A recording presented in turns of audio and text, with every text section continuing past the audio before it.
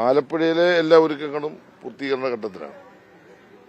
ഇന്നിപ്പോ അർദ്ധരാത്രി വിലാപയാത്ര പറവൂരെത്തുമല്ലോ. നാളെ രാവിലെ 9 മണിക്കുള്ളിൽ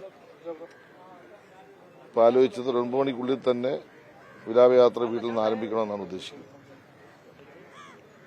അപ്പോൾ വളരെ നേരത്തെ തന്നെ DC ഓഫീസിൽ കൊണ്ടുവരാനാണ് ഇപ്പോൾ ലക്ഷ്യമിടുന്നത്. DC ഓഫീസിൽ കുറച്ച് സമയം പൊതുദർശനത്തിന് വെക്കും. അതിനുശേഷം ഒരു 10 മണിക്കുള്ളിൽ റിക്രിയേഷൻ ഗ്രൗണ്ടിലുള്ള പൊതുദർശന സ്ഥലത്തേക്കാണ് വിലാപയാത്ര പോകുന്നത്. അപ്പോൾ എനിക്ക് എല്ലാവരോടും കൂടി അഭ്യർത്ഥിക്കാനുള്ളൊരു കാര്യം, വീട്ടിലും DC ഓഫീസിലും വീട്ടുകാരും പാർട്ടിയുടെ പ്രധാനപ്പെട്ട നേതാക്കന്മാരും ഒഴികെയുള്ളവർ പരമാവധി റിക്രിയേഷൻ ഗ്രൗണ്ടിലേക്ക് എത്തി ഈ ആവശ്യമായ പങ്കാളിത്തം ഉറപ്പുവരുത്തണമെന്നാണ് അഭ്യർത്ഥിക്കാനുള്ളത്. കാരണം ഈ 2 സ്ഥലത്തും സ്ഥല പരിമിതിയുണ്ട്. ഇപ്പം നമ്മൾ നിശ്ചയിച്ചിട്ടുള്ളത് 3 മണിക്ക് റിക്രിയേഷൻ ഗ്രൗണ്ടിൽ നിന്ന് വിലാപയാത്ര ആരംഭിക്കും. അത് ഇവിടെ എത്തിച്ചേർന്ന് 4 മണിക്ക്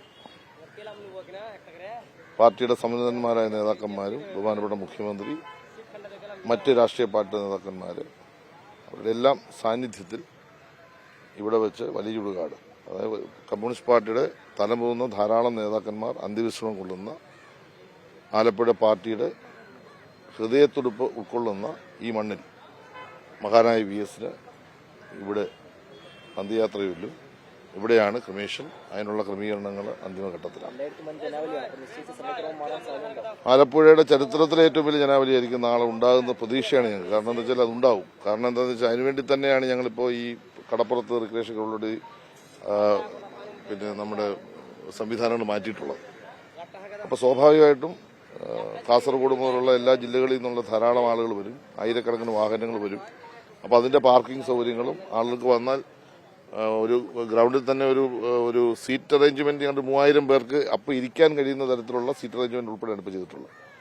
അപ്പോൾ ആ ഒരു ആളുകളുടെ വലിയ പങ്കാളിത്തം ഉണ്ടാകുമെന്ന കണക്കുകൂട്ടൽ തന്നെയാണ് ഈ സമയങ്ങളെല്ലാം ഇപ്പം അറേഞ്ച് ചെയ്തിട്ടുള്ളത്. എന്തായാലും കൃത്യസമയത്ത് തന്നെ നടത്തിയെടുക്കാൻ കഴിയുന്ന രൂപത്തിൽ ഇത് പൂർത്തീകരിക്കാൻ കഴിയുമെന്നാണ് ഞങ്ങൾ പ്രതീക്ഷിക്കുന്നത്.